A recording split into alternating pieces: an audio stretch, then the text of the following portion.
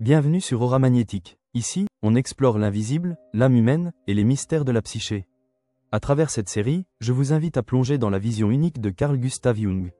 Chaque épisode est un voyage, dans son histoire, ses idées, ses symboles, et surtout, dans votre monde intérieur. Si vous cherchez plus qu'un simple résumé, si vous voulez comprendre Jung de l'intérieur, alors installez-vous, le voyage commence maintenant. Et si l'homme ne se résumait pas à sa raison? Et si derrière nos pensées se cachait un monde invisible, plus ancien, plus profond? Carl Gustav Jung a passé sa vie à explorer cette face cachée de la conscience. Un psychiatre? Oui, mais surtout un explorateur de l'âme humaine. Carl Jung est né en 1875 en Suisse. Il grandit dans un foyer étrange, son père est pasteur, mais sa foi est fragile. Sa mère, elle, parle d'esprit, de rêve, d'ombre. Très tôt, Jung sent qu'il y a deux mondes, celui de la science et celui de l'invisible. Fasciné par les mythes, les symboles, les rêves, il étudie la médecine, puis la psychiatrie. En 1907, il rencontre Sigmund Freud. C'est une rencontre fulgurante. Freud voit en Jung son héritier. Mais très vite, les deux hommes s'opposent. Freud croit que tout vient du désir sexuel refoulé. Jung, lui, pense que l'âme humaine est bien plus vaste, plus mystérieuse. Leur amitié se brise en 1913. Et à cette époque, Jung traverse une crise intense.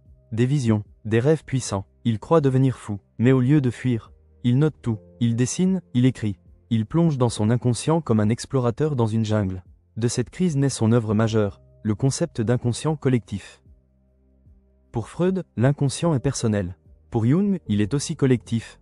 Des archétypes, des symboles, des mythes partagés par toute l'humanité. Selon Jung, chacun de nous porte en lui l'ombre, la partie cachée, rejetée de nous-mêmes. L'anima, animus, la part féminine de l'homme, la part masculine de la femme. Le soi, notre totalité, notre unité intérieure. Il parle aussi de l'individuation, un voyage intérieur pour devenir vraiment soi. Pour Jung, le but de la vie n'est pas le bonheur. C'est l'intégration de toutes nos parts, même les plus sombres. Il s'inspire des alchimistes, des mythes, des religions anciennes, des rêves. Il analyse des milliers de patients, mais il observe aussi son propre inconscient. Il comprend que nous sommes tous symboliques, même sans le savoir. Comme il le dit, celui qui ne regarde pas à l'intérieur vit dans l'illusion.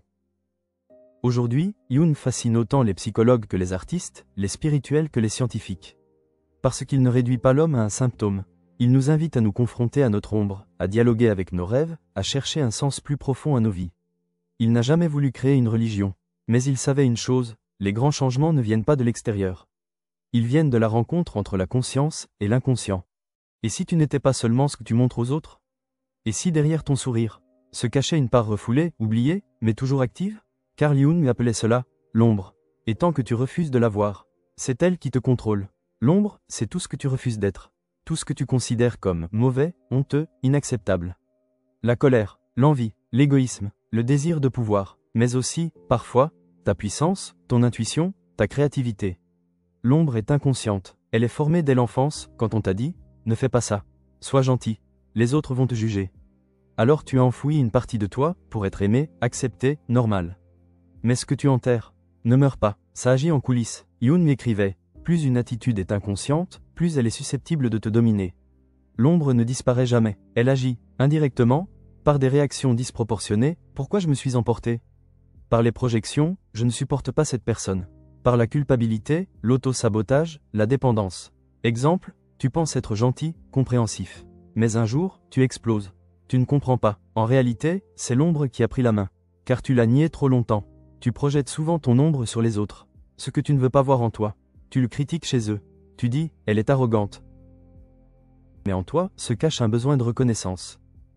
Il est égoïste. Mais en toi, vit un désir de poser tes limites. Jung disait, tout ce qui nous irrite chez les autres peut nous amener à mieux nous comprendre. L'ombre n'est pas ton ennemi. Elle est une part de toi. La rencontrer, c'est ne plus fuir. C'est dire, oui, j'ai de la colère. Oui, parfois, j'ai peur. Mais je veux comprendre, pas refouler. Plus tu la refuses, plus elle prend du pouvoir. Plus tu l'intègres, plus tu deviens entier. C'est ça, l'individuation selon Jung, devenir soi-même, totalement. Jung disait aussi, celui qui regarde à l'extérieur rêve. Celui qui regarde à l'intérieur s'éveille. Regarder l'ombre, ce n'est pas s'enfoncer dans le mal. C'est avoir le courage de voir qui tu es vraiment. Et toi, quelle part de toi n'oses-tu pas regarder? Est-ce ta colère? Ta sexualité? Ton envie de réussir? L'ombre est un guide, si tu acceptes de l'écouter. Si tu veux continuer à explorer Jung, les archétypes, les rêves, et surtout toi-même, abonne-toi à Aura Magnétique. Chaque semaine, on plonge dans l'invisible, là où naissent les vraies transformations. La lumière seule ne suffit pas. Il faut aussi traverser l'ombre. À bientôt sur la chaîne. Et voici d'autres vidéos qui pourraient t'intéresser.